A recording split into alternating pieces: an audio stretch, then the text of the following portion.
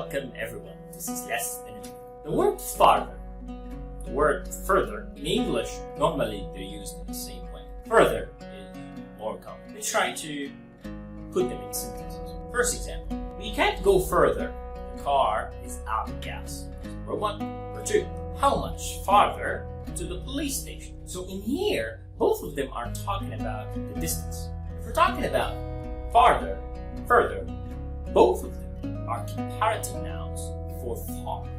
But we need to know that sometimes the word further is used differently than the word farther. Further could be used for extension, to extend something. Example, you're calling the customer service, you ask about something, then he tells you at the end, for further information, please call this number. Further information, more information.